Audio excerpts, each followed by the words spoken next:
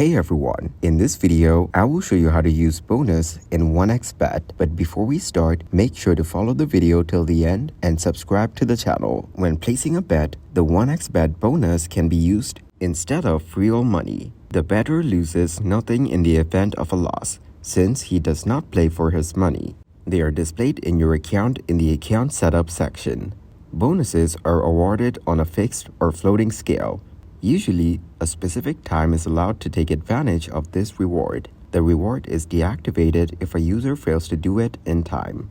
The clients of the bookmaker office can receive bonuses from the office and can use them under the following 1xBet bonus rules. During registration, under the loyalty program, by promo 1xBet bonus code. The sign-up bonus is available to anyone who has never placed a bet on the 1xBet website or mobile app.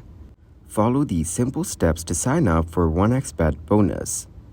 Go to the 1xBet official website and, on the home page, click the green registration button at the top right section. A window will appear, and you will enter your registration details, including your phone number, email address, country, and currency.